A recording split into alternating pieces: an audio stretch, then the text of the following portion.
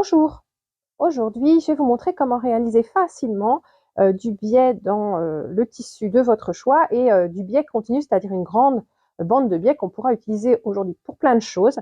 Moi, c'est surtout pour les sacs Bayani que je travaille avec du biais. Donc vous prenez un carré, la taille du carré va dépendre de la longueur de biais que vous voulez. Et la première chose à faire, ça va être de couper ce biais sur la diagonale.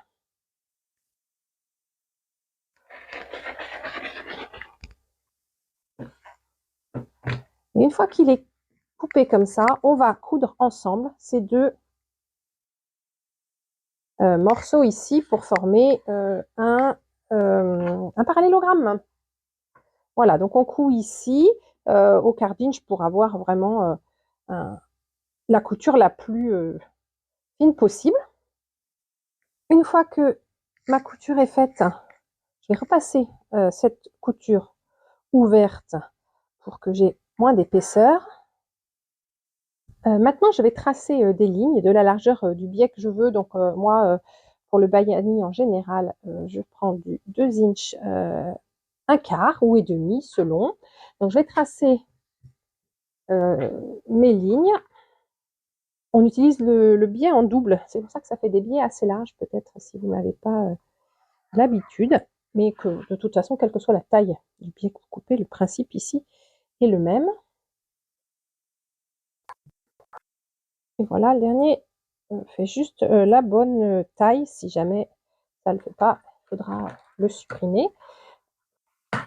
Et maintenant, je vais assembler ces côtés-là, voilà. Mais je vais faire un décalage, c'est-à-dire que je ne vais pas assembler ici, vous voyez, juste le premier avec le premier, parce que sinon, ça va me faire juste un biais en rond. Et pour faire du biais continu, je vais assembler le premier avec le deuxième. Voilà, comme ceci. Donc, en décalage. Et je vais coudre ici. Alors, forcément, comme je vais coudre à 1/4 d'inch, j'aurai une valeur de couture un petit peu, donc au lieu de, donc par exemple, ça, je vais coudre ici et il faudrait qu'ici en face, j'ai mon trait. Donc, il faut ajuster. On peut utiliser des épingles pour essayer de repérer à peu près. Il ne faut pas juste faire coïncider ligne avec ligne, d'accord? Parce que, vous voyez, ici, j'ai mis ma ligne. Voilà, si je fais correspondre le bout de la ligne ici avec le bout de la ligne de l'autre côté, quand je vais coudre à 1/4 d'inch ici, vous voyez que ma couture va se retrouver décalée. Donc moi, ce que je veux, c'est que ma couture, elle se retrouve, hop, voilà, à 1/4 d'inch, 1/4 d'inch. Voilà, donc c'est comme ça que je vais aligner. Normalement, une fois que vous l'avez réglé sur une des coutures, vous allez pouvoir, voilà, le reste va s'aligner correctement. Voilà, ici, je vais avoir le décalage qui est bon aussi. Je repasse ma dernière couture.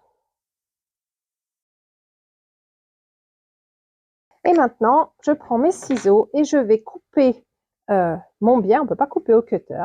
Donc, vous voyez, je vais commencer ici sur une partie au début et je coupe le long de mon trait.